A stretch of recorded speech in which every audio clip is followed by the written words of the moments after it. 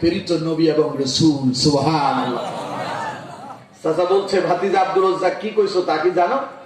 এর পরিণাম কি হইতে পারে তা কি তুমি জানো? আব্দুল রাজ্জাক বলছে, চাচা পরিণাম কি হতে পারে? মৃত্যু। আব্দুল রাজ্জাক বুঝতে পারে না যে চাচা বলবে সম্পদ ফিরিয়ে দাও, তা বুঝতে পারে নাই। আব্দুল রাজ্জাক মনে করেছিল ওই যে মক্কার লোকদেরকে তাড়াইয়া দিয়া মুসলমান গুলোরে তাড়াইয়া দিয়েছিল, মনে হয় আমি আব্দুল রাজ্জাক ইসলাম কবুল করেছি বিদায় কাফেরেরা মনে হয় আমার জীবনটা নিয়ে নেবে। তাই আব্দুল রাজ্জাক চাচারে ডাক দিয়ে বলে, চাচা আমি কি এর জন্য জীবন দেওয়া লাগবে নাকি? চাচা আপনি সাক্ষী থাকেন, যদি আমার জীবন যদি চলে যায় জীবন আমি দিতে রাজি, কিন্তু ঈমান বিক্রি করতে পারি না। চাচা বলছে, ভাতিজা তাহলে শোনো, এর পরিণাম শোনো। আমি যে তোমার বাড়ি দিয়েছি বাড়ি ফেরত দিতে হবে। আব্দুল রাজ্জাক বললেন, চাচা আপনার বাড়ি আপনারে দিয়ে দিলাম, বাড়ি আপনি নিয়ে যান। চাচা বলছে, আমি যে তোমার উট দিয়েছি উট ফেরত দিতে হবে। আব্দুল রাজ্জাক বলছে, চাচা উট এখানে আছে নিয়ে যান, আপনার উট আপনারে ফিরাইয়া দিলাম। চাচা বলছে, আব্দুল রাজ্জাক আমি যে তোমার দামি দামি কাপড় কিনে দিয়েছি তা ফেরত দিতে হবে। আব্দুল রাজ্জাক বলছে, চাচা দামি দামি পোশাক সব আমার ঘরের ভেতরে আছে, যা আছে সব নিয়ে যা। চাচা বলছে, শুধু তাই নয় আব্দুল রাজ্জাক, তোর শরীরের ভেতরে যে পোশাক দেখা যায়, যে কাপড় পরিধান করে দাঁড়ায় আছো, এটাও তো আমার দেওয়া টাকা দিয়া কেনা, সুতরাং আমি যে তোমার এই কাপড় দিয়েছি তাও আমার ফিরিয়ে দেওয়া লাগবে। আমার ভাইয়েরা, আমার বন্ধুগণ, যুবকেরা শোনান, 21 বছরের যুবক আব্দুল রাজ্জাক শরীর থেকে কাপড় খানা খুলে চাচার হাতে দিয়ে দিলেন আর বললেন, চাচা কাপড় দিয়েছো জামা দিয়েছো তাও ফেরত দিয়ে দিলাম। চাচা বলছে, আব্দুল রাজ্জাক তোর পরনের ভেতরে যে লুঙ্গি খানে আছে ওটা হচ্ছে আমার দেওয়া টাকা দিয়ে কেনা, ওই লুঙ্গিও ফেরত দিতে হবে। আমার ভাইয়েরা, আব্দুল রাজ্জাক বলার জন্য চেষ্টা করতে লাগলেন কোন একখান কথা কইবেন, কিন্তু আব্দুল রাজ্জাক চাচা সুযোগ দেয় নাই। ভাতিজার পরন থেকে লুঙ্গি খানা টান দিয়া ছিঁড়ে ফেললেন, পরন থেকে খুলে দ্বিখণ্ডিত করে আলাদা করে ফেললেন।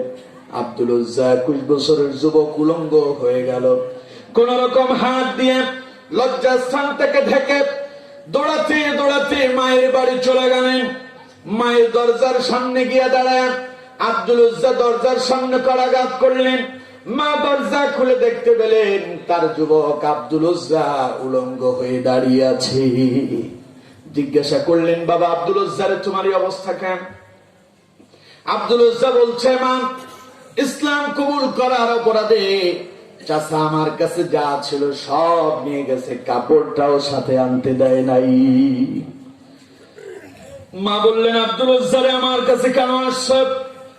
আব্দুল রাজ্জাক বলছে, মা তোমার কাছে বোঝা হয়ে থাকতে আসি নাই, আমি তোমার কাছে এসেছি মা, তোমার কাছে যদি একটু কাপড় থাকে আমারে দাও, ওই কাপড়টা পরে আমি বিশ্ব নবীর দরবারে মদিনায় চলে যেতে চাই।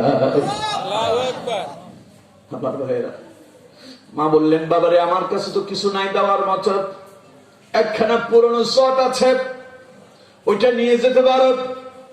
মা সেই চটখানা আব্দুল রাজ্জাককে দিলেন। আব্দুল রাজ্জাক চটখানা ছেড়ে দ্বিখণ্ডিত করলেন, এক টুকরো দিয়া লজ্জাস্থানটারে ঢাকলেন, আর এক টুকরো গায়ের ভিতরে দিয়া মক্কা থেকে মদিনার দিকে রওনা হয়ে গেলেন। যেতে যেতে গভীর রাত হয়ে গেল।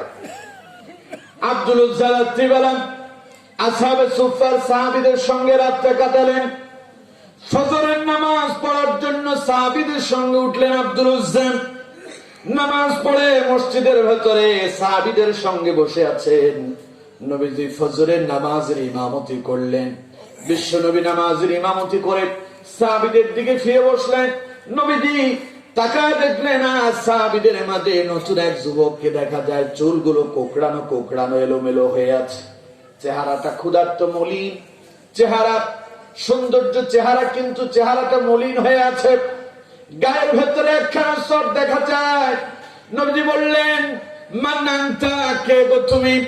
হযরত আব্দুল রাজ্জাক দাঁড়ায় বললেন, আনা আব্দুল রাজ্জাক ইয়া রাসূলুল্লাহ। নবীজি বললেন, আব্দুল রাজ্জাক তোমার এই অবস্থা কেন?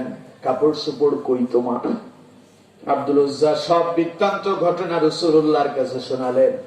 নবীজি বললেন, আব্দুল উজ্জা আমার কাছে কেন আসছো? আব্দুল উজ্জা বলছি, ইয়া রাসূলুল্লাহ, ইসলাম কবুল করার অপরাধে আমার কাছে যা ছিল সব ছেড়ে দিয়েছি, পেছনে আর ফিরে যেতে চাই না, বাকি জীবনটা আপনি রাসূলের সাথে থেকে কাটাতে চাই। নবীজি বললেন, আব্দুল উজ্জা রে, তুমি আমার সঙ্গে পড়ো না ইলাহা ইল্লাল্লাহু মুহাম্মাদুর রাসূলুল্লাহ। চিৎকার মেরে বলুন সাল্লাল্লাহু। আমার ভাইরা, হযরত আব্দুল উজ্জা কালেমা পড়লেন রাসূলের সাথে। নবীজি বললেন, আব্দুল উজ্জা রে, আজ থেকে তোমার নাম আর আব্দুল উজ্জা নয়, আল্লাহর কাছে সবচাইতে প্রিয় নাম হলো আব্দুল্লাহ, আমি তোমার নাম রেখে দিলাম আব্দুল্লাহ। আব্দুল্লাহ বলে তো অসংখ্য সাহাবী আছে, তাই শুধু যদি তোমার আব্দুল্লাহ বলি ডাকি তাহলে তো তোমার চিনতে অসুবিধা হয়ে যাবে, তাই তোমার নাম দিলাম আব্দুল্লাহ জুলবেজাদাইন। এই জুলবেজাদাইন শব্দের অর্থ হচ্ছে দুইখানা ছেঁড়া শটওয়ালা। যেহেতু তোমার গায়ের ভিতরে দুইখানা শট আছে, শটের টুকরো আছে, এজন্য আমি নবী তোমার নাম রাখলাম আব্দুল্লাহ জুলবেজাদাইন। বিশ্ব নবীর মুখ থেকে বেরিয়ে আসা মুবারকপূর্ণ সেই নামটা আব্দুল উজ্জা তথা আব্দুল্লাহ জুলবেজাদাইন মৃত্যুর আগ পর্যন্ত পছন্দ করে নিয়েছেন। সুবহানাল্লাহ। যুবকেরা, এখানে শেষ নয়, তাবুকের যুদ্ধের সময় হয়ে গেল। বিশ্বনবী তাবুকের জন্য সাহাবীদেরকে ডাক দিলেন আর বললেন, সাহাবীরা, তোমাদের কার কাছে কি আছে তা নিয়ে আসো, আমার সহযোগিতা করো জিহাদের জন্য। সব সাহাবীরা যার কাছে যা ছিল তারা তাদের সাধ্য মোতাবেক সাহায্য করলো জিহাদের জন্য, কিন্তু আব্দুল উজ্জার কাছে তো কিছুই নাই। নবীজি সকালবেলা ফজরের পরে তাবুকের জন্য রওনা হবেন, ফজর নামাজ শেষ করলেন। এমন সময় আব্দুল্লাহ জুলবেজাদাইন বিশ্ব নবীর নিকটে এসে বলতে লাগলেন, ইয়া রাসূলুল্লাহ, সমস্ত সাহাবীরা তো আজকে তাবুকের জন্য সাহায্য করেছে, সহযোগিতা করেছে, ইয়া রাসূলুল্লাহ, আমি বড় অভাবী, আমি বড় দরিদ্র, আমি বড় অভাবী, হুজুর আমার কাছে তো দেওয়ার মতো কিছুই নাই। ইয়া রাসূলুল্লাহ, আমি আজকে তো কিছুই দিতে পারলাম না, তবে তাবুকের জন্য আমি আমার জীবনটারে কোরবান করে দিতে চাই। ইয়া রাসূলুল্লাহ, তাবুকের যুদ্ধে গিয়া আমি আমার জীবনটারে শেষ করে দিয়া শাহাদাতের পেয়ালা পান করে ইসলামের জন্য এতটুকুন খেদমত আমি করতে চাই। নবীজি দুটো হাত আকাশের দিকে তুললেন আর বলতে লাগলেন, আল্লাহ, আয় আল্লাহ তাআলা, আমি আমার আব্দুল্লাহর রক্তকে কাফেরদের জন্য হারাম করে দিলাম। আমার ভাইরা, কতটুকুন শোনার পরে আব্দুল উজ্জা হাউমাউ করে কাঁদতে লাগলেন। নবীজি বললেন, আব্দুল উজ্জা কাঁদো কেন? হযরত আব্দুল উজ্জা বললেন, ইয়া রাসূলুল্লাহ, আমি চেয়েছিলাম শাহাদাতের পেয়ালা পান করব, কিন্তু আপনি আমার জন্য উল্টো দোয়া করে দিলেন। হুজুর, আপনি যে দোয়া করেছেন দোয়া তো মঞ্জুর হয়ে গেছে, আমি তো আর তাবুকের প্রান্তরে শাহাদাতের পেয়ালা পান করতে পারবো না। নবীজি বললেন, আব্দুল উজ্জা, টেনশন করো না, হতাশ হও না, চিন্তিত হও না, ব্যতিব্যস্ত হয়ে যায় না, আমি নবী দোয়া করেছি, দোয়া মঞ্জুর হয়ে গেছে। তবে আব্দুল উজ্জা, এই কথা স্মরণ রাখো, যদি এই মুহূর্তে আমার দোয়ার পরে তুমি যদি জ্বরে আক্রান্ত হয়ে যদি মারা যাও, আল্লাহ পাক তোমার এই শাহাদাতের মর্যাদা দান করে দিবে। তাবুকের প্রান্তরে হযরত আব্দুল্লাহ জুলবেজাদাইন মারাত্মক জ্বরে আক্রান্ত হলেন। এত বেশি পরিমাণ জ্বর এসেছে, আব্দুল্লাহ জুলবেজাদাইন তাবুকের যুদ্ধে ওই জিহাদ চলাকালীন অবস্থায় তিনি মৃত্যুর দিকে ঢলে পড়লেন আর আল্লাহর দরবারে দুনিয়ার মায়া ত্যাগ করে তিনি চলে গেলেন। ইন্না লিল্লাহি ওয়া ইন্না ইলাইহি রাজিউন। আমার ভাইরা, হযরত আব্দুল্লাহ ইন্তেকাল করলো, রাত্রিবেলা তার দাফন কাফন হলো। আব্দুল্লাহ ইবনে মাসউদ রাদিয়াল্লাহু তাআলা বলছেন, হঠাৎ করে একদিন আমি রাত্রিবেলা ঘুম থেকে সজাগ হয়ে তাঁবুর দিকে তাকায় দেখি আমার পাশে আবু বকর ছিল, ওমর ছিল, আবু বকর নাই, ওমর নাই। চিন্তা করলাম এত রাতে আবু বকর ওমর গেল কই, কোন সমস্যা হলো নাকি? রাসূলুল্লাহর হুজরার দিকে গিয়া দেখি নবীজি তিনিও নাই। চিন্তা করলাম গেল কই। বাইরে এসে দেখতে পেলাম মরুভূমির দূরে এক জায়গায় মিট মিট করে আলো জ্বলে। চিন্তা করলাম এখানে হয় কি, একটু কাছে গিয়া দেখি। একটু কাছে গিয়ে আড়ালে দাঁড়ায় দাঁড়ায় দেখতে পেলাম একজন সাহাবী, তিনি মাটি খনন করে একখানা কবর তৈরি করে ফেলেছে।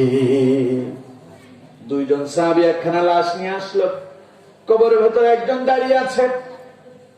যারা লাশ নিয়ে আসলো তাদেরকে লক্ষ্য করে কবরের ভেতরে যিনি দাঁড়িয়ে আছেন তিনি বললেন, খবরদার, তোমাদের ভাইকে অত্যন্ত সম্মানের সাথে ধরো, বেয়াদবি করো না, তোমাদের ভাইকে কষ্ট দিও না, সম্মানের সাথে ধরো, ইজ্জতের সাথে ধরো। হযরত আব্দুল্লাহ ইবনে মাসউদ বলেন, আমি তাকায় আছি, দৃশ্যটা দেখতে চাইলাম কি হয়, শেষ পর্যন্ত দেখি। আমি দেখতে পেলাম যিনি কবরের ভেতরে দাঁড়িয়ে আছেন, কবরের উপরে দাঁড়ানো দুইজন সাহাবী তার হাতে লাশখানা দিলেন।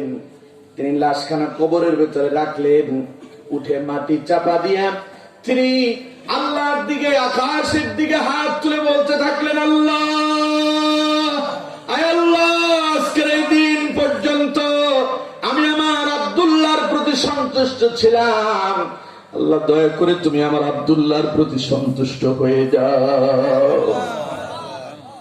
যিনি কবরের ভিতরে দাঁড়ায় লাশ গ্রহণ করেছেন তিনি আর কেউ নন, তিনি আমার নবী, আপনার নবী, বিশ্ব মানবতার নবী, সাইয়্যিদুল মুরসালিন, ইমামুল মুরসালিন, খাতামুন নবিয়্যিন, নবী আরবি জনাবে মুহাম্মদুর রাসূলুল্লাহ।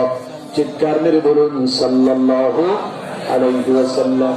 আমার ভাইয়েরা, বিশ্ব নবী আব্দুল্লাহর কবরে নিজের হাতে লাশ নিয়ে কবরের ভেতরে রাখলেন। আর যেই দুইজন সাহাবী রাসূলের হাতে লাশ দিয়েছেন তারা আর কেউ না, একজন হলেন হযরত আবু বকর, আরেকজন হলেন হযরত ওমর। সুবহানাল্লাহ। আর যিনি কবর খনন করেছেন তিনি আর কেউ নন, রাসূলুল্লাহর সবচাইতে প্রিয় সাহাবী, সবচাইতে কালো সাহাবী হযরত বিলাল রাদিয়াল্লাহু তাআলা আনহু। হযরত আব্দুল্লাহ ইবনে মাসউদ আড়ালে দাঁড়ায় দাঁড়ায় দৃশ্য দেখে। নবীজি দোয়া করলেন, আল্লাহ, আজকের এই দিন পর্যন্ত আমি আমার আব্দুল্লাহর প্রতি সন্তুষ্ট ছিলাম, দয়া করে তুমিও সন্তুষ্ট হয়ে যাও। এই কথাটুকুন শোনার পরে আব্দুল্লাহ ইবনে মাসউদ তিনি আর নিজের কন্ট্রোল করতে পারলেন না, হাউমাউ করে কাঁদতে লাগলেন আর বলতে লাগলেন, আহারে, আজকের এই কবরের ভেতরে যদি আব্দুল্লাহ জুলফিকারনের লাশ না হয়ে আমি আব্দুল্লাহ ইবনে মাসউদের লাশ হতো, আমার জীবনটা কত ধন্য হয়ে যেত। সুবহানাল্লাহ। আহারে যুবকরা, তোমরা কই যাও? আমার ভাইরা, যুবকরা, তুমি মসজিদে যাও, নামাজ আদায় করো, কোরআন পড়ো, দিন মানো, ইসলাম মানো, শরীয়ত মেনে জীবন যাপন করো। ওই আব্দুল্লাহ জুলফিকারনের মতো যদি তুমি তোমার জীবনটারে ইসলামের জন্য কোরবান করে দিতে পারো, বাংলাদেশের কোথায় কোনো আম গাছ চলে কিংবা বাঁশ গাছ চলে, পুকুর পাড়ে আনাচে কানাচে কোন এক কবরস্থানে তুমি শায়িত হয়ে যাবে। মনে রেখো, তুমি যখন কবরে যাবে, বিসমিল্লাহি ওয়া আলা মিল্লাতি রাসূলিল্লাহ বলে যখন তোমার লাশখানা কবরে রাখা হবে, সঙ্গে সঙ্গে বিশ্বনবী তোমার লাশ গ্রহণ করে নেবে। আর সারা জীবন ইসলামের বিরোধিতা করে, সারা জীবন কোরআনের বিরোধিতা করে, নামাজের বিরোধিতা করে, আলেমদেরকে মসজিদে হক কথা বলতে বাধা দেয়, মৃত্যুর পরে ওর কবরটারে যদি লক্ষ্যবার যদি তার লাশখানা বিসমিল্লাহি ওয়া আলা মিল্লাতি রাসূলিল্লাহ বলে কবরে রাখা, বিশ্বনবী তার লাশ গ্রহণ করবে না, করবে না, করবে না, ঠিক না? সারা জীবন ইসলামের বিরোধিতা করে আর হুজুররা তার জানাজা পড়া, কয়েকজন হুজুর আইনা কোরআন খতম করায় তার কবরের ভিতরে রাখা হয়। আমার ভাইরা, আমি তো বলি যে সমস্ত লোকেরা মসজিদের ভেতরে ইমাম সাহেবকে হক কথা বলতে দেয় না, ইমাম সাহেব যখন হক কথা বলে তেরা চোখে তাকায়, এমন করে তাকায় আর বুঝায়, ইমাম সাহেব আমি কিন্তু আপনার সামনে আছি, খবরদার, বেশি কথা কইবেন কিন্তু চাকরি খেয়ে ফেলবেন। আছে না, আছে না? আমি বলি, ইমাম সাহেবরা যা আপনাদেরকে হক কথা বলতে বাধা দেয়, মসজিদে ইমামতি করতে হবে, এদের কারণে যে হক কথা বলতে পারেন না,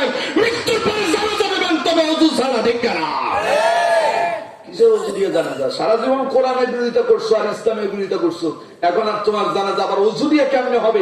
অজু ছাড়া তোমার জানাজা হবে, ঠিক না? তাই বলে ইমাম সাহেবরা আগামী দিন স্লোগান দিয়া অজু ছাড়া জানাজা পড়াইয়েন না। যদি অজু ছাড়া জানাজা পড়ান তাহলে আপনার ইমানের সমস্যা হয়ে যাবে। মুসলমান যেহেতু অজু কইরা জানাজা পড়াই দিবেন, কিন্তু ওর যদি আমল যদি ভালো না হয়, আপনি একজন নয় লক্ষ লক্ষ মানুষ তার পেছনে একটা করলেও লাভ হবে যেরকম হবে। সুতরাং আমার ভাইয়েরা, যুবকেরা, সময় থাকতে তোমাদের সামনে অনেক সময়, তোমরাই পারো একটা সমাজকে পরিবর্তন করতে, একটা দুর্নীতিগ্রস্ত সমাজকে নতুন করে তৈরি করার জন্য যে উদ্যোগ নিতে পারে, যারা উদ্যোগ নিতে পারে আর পরিবর্তন করার ক্ষমতা রাখে, তাদের নাম যুবক, ঠিক না? ঠিক না? তোমরা মসজিদে আসো, জামাতের সাথে নামাজ পড়ো, লোকেরা তোমাদেরকে সম্মান দিবে, ইজ্জত দিবে, ভালো স্ত্রী পাবে, লোকদের থেকে তুমি সম্মান পাবে। আর যদি তা করতে না পারো, ওই যে চুলের এমন ভাবে কাজে মনে হয় যেন কাউয়া বাসা বেঁধেছে, ঠিক না? আজকে আমার এলাকায় এক ছেলের দেখলাম, ওর চুলগুলো এরকম হয়ে আছে, ওরা ডাকলাম, ও খেলতেছে, এদিকে আসছে। বললাম যে মামা তোমার চুলের অবস্থা কেন? বলছে মামা আমি ওর 50 টাকা দিচ্ছি, কইছে সুন্দর করে কাটতে। ও চুল কাটছে, আমি বাড়িতে এসে দেখি যে চুলেরই অবস্থা। তো আমি কইলাম যে তুমি ওরে কিছু কও নাই? কয় যে না মামা কিছু কই নাই। আমি বললাম যে তুমি কি খেলাধুলা করো? খেলাধুলা করি। কেমন খেলাধুলা করো? কয় যে মোটামুটি তো ভালো। তা বললাম যে তুমি কালকে আমি যেন দেখি তোমার চুলগুলো ছোট করে ফেলছো, আমার কথা চুলের এইভাবে ছোট করবা, আর তোমার জন্য একটা ব্যাট আমি বাজেট করে দিলাম, 1000 টাকা করে দিয়েছি, তুমি একটা ব্যাট কিনবা, খেলাধুলা করবা, মসজিদে আসবা, নামাজ পড়বা, চুলগুলো কাটবা, ভালোভাবে পড়ালেখা করবা। তোমার দায়িত্ব 3টা। 1 নাম্বার চুল কাটবা, ভালো খেলাধুলা করবা, নামাজ পড়বা এবং লেখাপড়া করবা। তুমি একখান ব্যাট কিনবা, আমার আবার ব্যাট কিনে আইনা দেখাইবা, 1000 টাকা তোমার দিলাম। ও কইছে ঠিক আছে মামা, আজ থেকে নামাজ পড়বো। দেখি যে মাগরিবের নামাজ আমি পড়াইলাম আমার এলাকার নিজস্ব মসজিদে, নামাজের সালাম ফিরে দেখি যে পেছনে আসে। সুতরাং একজন যুবককে পরিবর্তন করার জন্য আমরা যদি একজন যদি উদ্যোগ নিই, ওদেরকে পরিবর্তন করা সম্ভব, ঠিক না? যেরকম ঠিক না? ভালোবাসা দিয়া পরিবর্তন করতে হবে, ধমক দিয়া না, পিঠায় না, বুঝান। আসবে না কেন? অবশ্যই আসবে যদি ভালোভাবে বুঝাতে পারো। আমার ভাইয়েরা, আলোচনার শেষ প্রান্তে ইতি টানা দরকার। ওই যে বললাম, যারা সময়কে মূল্যায়ন করতে পারে নাই, আল্লাহ রাব্বুল আলামিন বলছেন ওদেরকে সাকর নামক জাহান্নামে নিক্ষেপ করা হবে। আর ওরা যখন সাকরে যাবে, আফসোস করে কয়টা কথা বলবে? 4টা। 1 নাম্বার, ক্বালু লাম নাকু মিনাল মুসাল্লিন, আমি তো মসজিদে নামাজের মুসল্লি হতে পারি নাই। 2 নাম্বার, সে বলবে ওয়ালাম নাকু নুতঈমুল মিসকিন, আমার অনেক টাকা ছিল, অনেক প্রভাবশালী ছিলাম, আমার বাড়ি ছিল, গাড়ি ছিল, অনেক সম্পদ ছিল, কিন্তু ফকির, মিসকিন, অসহায়, দরিদ্র মানুষগুলো আমার কাছে সাহায্যের জন্য হাত পেতেছে, আমি তারে সাহায্য করি নাই। 3 নাম্বার, আমার অপরাধ, নিজের অপরাধ নিজেই স্বীকার করছে। 3 নাম্বার অপরাধের কথা বলবে, ওয়া কুন্না নাখুদু মাআল খাইদিন, আমি তো দুনিয়া নিয়ে মগ্ন হয়ে পড়েছি। দুনিয়ার যত বাজে কাজ ছিল, যত মন্দ কাজ ছিল, সমস্ত মন্দ কাজে আমি মগ্ন ছিলাম। এরপরে সে আবার আফসোস করে বলবে, ওয়া কুন্না নুকাযযিবু বিয়াউমিদ্দিন, আর আমার 4র্থ অপরাধ হচ্ছে মসজিদের ইমাম সাহেবরা, ওয়াজের মাহফিলে হুজুররা, বিভিন্ন আলেমেরা বহুবার আমাদেরকে এই পরকালের কথা বলেছে, এখানে জাতি করতে হবে, এই জাহান্নামে যাওয়া লাগবে, কিন্তু আমরা হুজুরদের কথা বিশ্বাস করি নাই। হুজুররা আমাদেরকে যা কইছে, আমরা হুজুরদের পেছনে বাস দিয়া ওদের চাকরি খেয়ে ফেলছি, ঠিক না? যখন এই জাতের লোক আছে না, আমরা হুজুররা যখন কথা বলি, এক শ্রেণীর লোকেরা বলে আমরা নাকি ধর্মীয় উস্কানিমূলক কথা বলি, ঠিক না?